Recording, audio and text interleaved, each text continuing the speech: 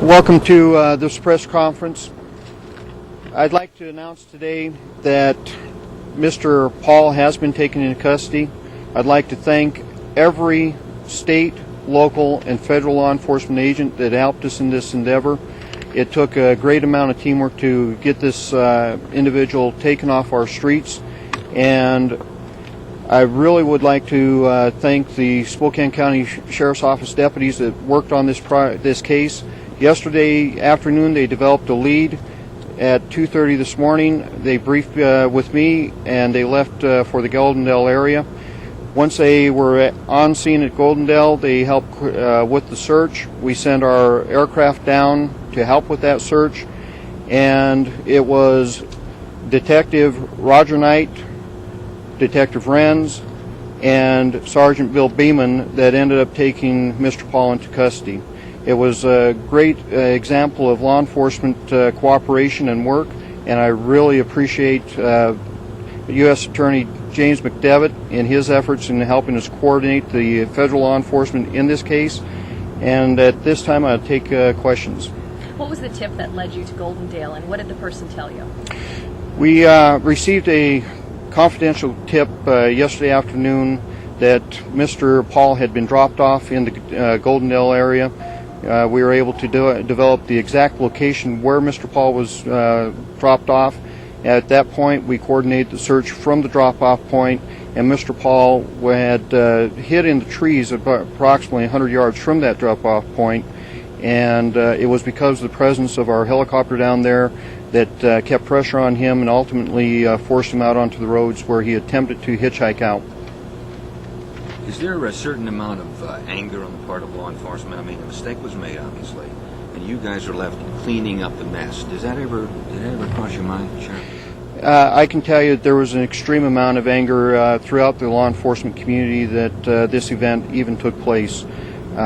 We have learned several things throughout this investigation. One of those that Mr. Paul was non-compliant in taking his medications.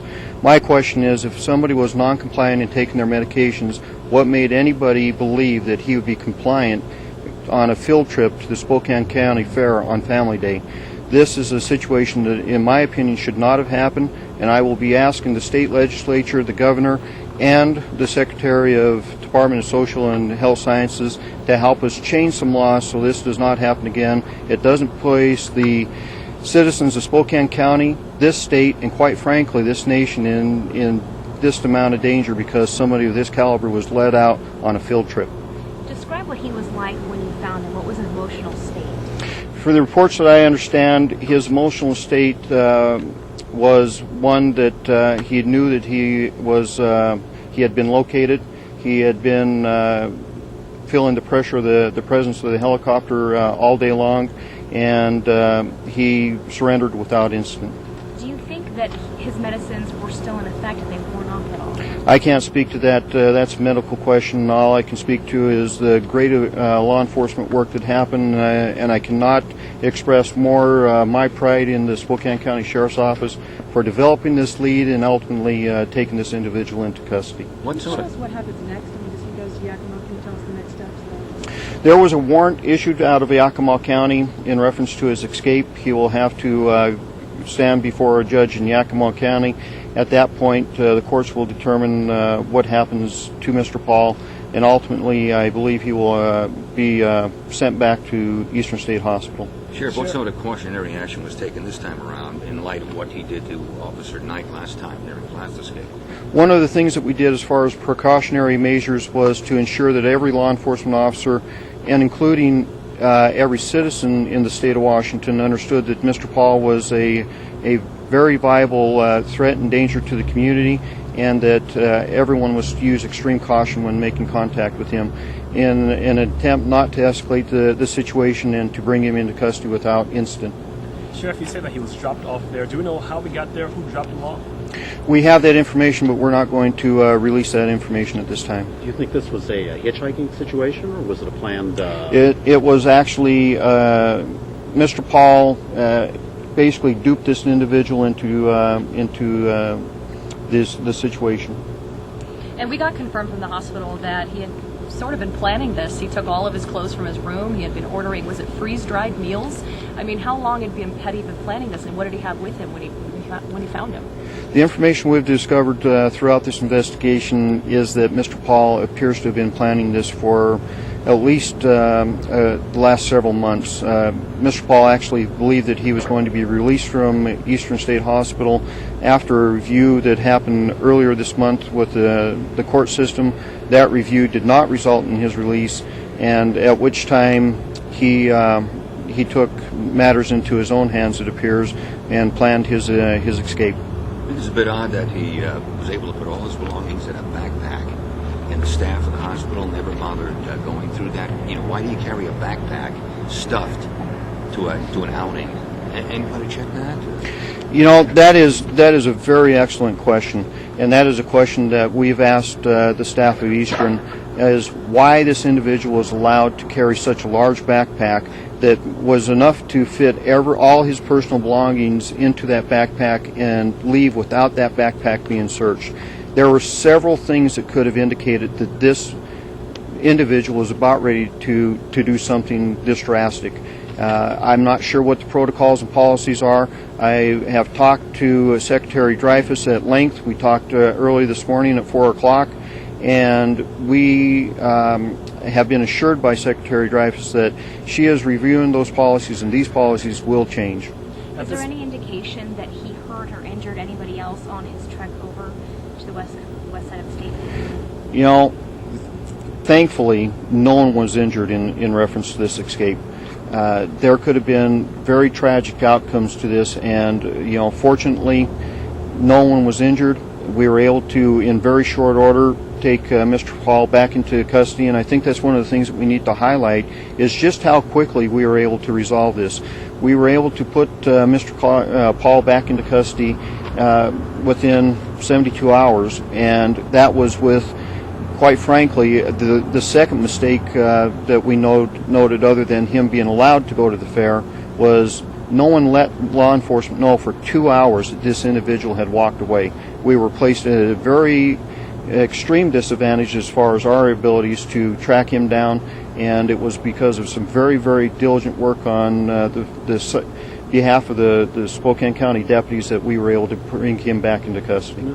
Excuse me, I'm a little unclear about the sequence of events. Now, the ride that he got to Goldendale, did that come from Spokane, and when did that ride occur? We're not going to release certain details because we do not want to compromise the confidential informant in any way because of the nature of Mr. Paul and his tendency to focus in on individuals. So I can tell you that Mr. Paul developed information concerning that event. We were able to find the exact location where he was dropped off and coordinated the search from there. And why Goldendale? Why do you go to Goldendale? That information we're not going to release at this time because of the same reason. And what's the location at Goldendale? I don't have that exact location. Sergeant Reagan will be able to provide that after the press conference. Okay, can you say what day the ride was? We're not going to release that information until we have made sure that our confidential informant is taken care of. And was the ride from the Spokane area to Goldendale? It was. And where was he when he was picked up? I'm not going to release that information until we clear that with our confidential informant. What could you say about the scope of the man? Task Force was in on this. Isn't that ironically one of the units that could be cut because of budget cuts? You know, I'm glad you mentioned that, Bill. The Property Crimes Task Force was involved in this extensively. It was that unit that developed these leads and ultimately led to Mr. Paul's capture. Our Property Crimes Unit is in jeopardy of being dismantled because of budget cuts. I face losing roughly 20% of my unincorporated manpower because of these budget cuts. That's 26 deputies. If you put that in perspective, from January 1 of last year to January 1 of 2010, or January 1 of this year to January 1 of 2010, that's 30 deputies that will have been laid off from the Spokane County Sheriff's Office. That's half of my patrol force.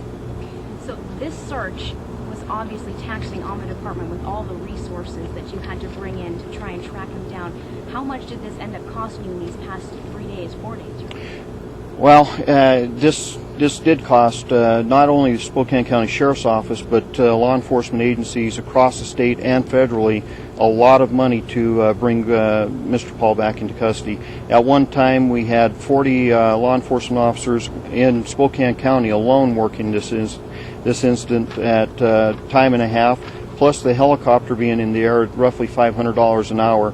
That bill will rack up very quickly, and in a time where I'm trying to make sure that I save budget so I can save deputy jobs next year so we can provide this type of service to the citizens of this county next year. Sheriff, what could you say about the scope of the manhunt itself? Was it one of the largest in this region in many years? It has been one of the largest manhunts in this region for the last many years. Again, we had not only Spokane law enforcement, but statewide assets. State Patrol was very gracious in their help with this. Counties throughout eastern Washington were in contact with me throughout the last 72 hours, and our federal partners were in contact with me throughout the same 72 hours. So a great amount of teamwork went into the capture of Mr. Paul. As I mentioned to you, by the way, Goldendale, I think, is 70 miles south of Yakima. It is. Now, are you planning to seek reimbursement for the costs you incurred? I do plan on seeking reimbursement for the costs that we've incurred. I have instructed our staff from the onset of this incident to track our costs, and I do intend on sending these costs on to the state. Sheriff, the community obviously was very scared, very guffawed that this even happened at the fair. What can you tell the community tonight that you're going to seek specifically to change about Eastern State Hospital or DSHS to make sure this doesn't happen again, so nobody gets on the loose again? You don't have to go through this. I talked again early this morning, 4 o'clock in the morning, with Secretary Dreyfus. We talked about seeking legislative changes.